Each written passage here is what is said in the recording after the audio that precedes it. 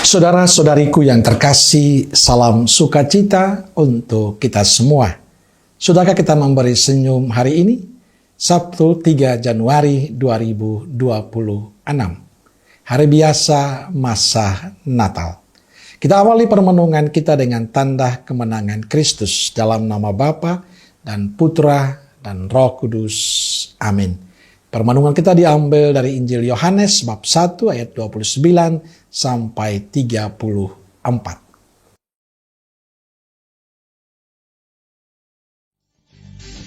Pada keesokan harinya, Yohanes melihat Yesus datang kepadanya, dan ia berkata, "Lihatlah anak domba Allah yang menghapus dosa dunia. Dialah yang kumaksud ketika kukatakan, kemudian daripadaku akan datang seorang yang telah mendahului aku, sebab dia telah ada sebelum aku. Dan aku sendiri pun mula-mula tidak mengenal dia.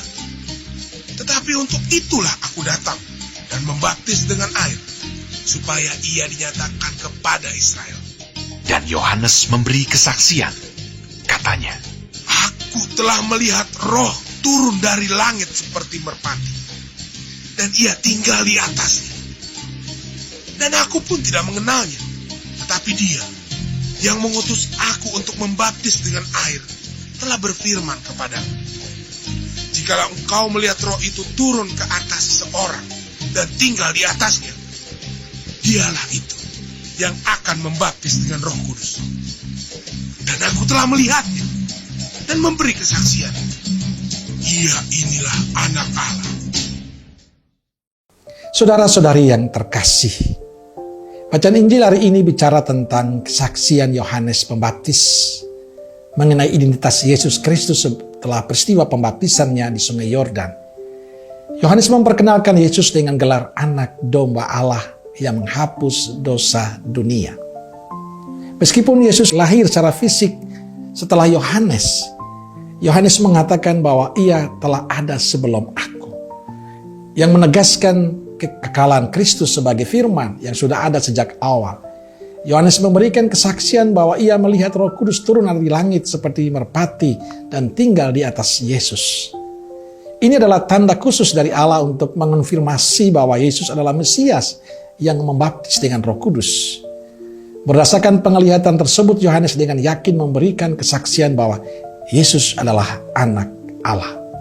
Saudara-saudariku terkasih, Injil hari ini menegaskan pada kita beberapa hal. Pertama, bahwa Yesus adalah satu-satunya pribadi yang sanggup menghapus dosa dunia melalui kurbannya. Kedua, menunjukkan bahwa Yohanes Pembaptis seorang yang rendah hati. Ia mengakui keterbatasannya dan selalu mengatakan dan mengarahkan orang lain kepada Yesus, bukan kepada dirinya. Dan yang ketiga, kita diajak untuk seperti Yohanes, untuk berani bersaksi tentang kasih Kristus dalam kehidupan sehari-hari kita. Kita diajak untuk tidak malu, tidak takut menunjukkan diri kita sebagai murid Kristus. Kita punya tugas memberi kesaksian tentang Yesus dan mengantar orang untuk semakin mengenal dan memuliakan Allah. Amin. Semoga Allah yang Maha Kasih memberkati saudaraku sekalian, Bapa, Putra, dan Roh Kudus. Amin. Keluarga Kudus Nazaret, doakanlah kami. Amin. Berkah dalam.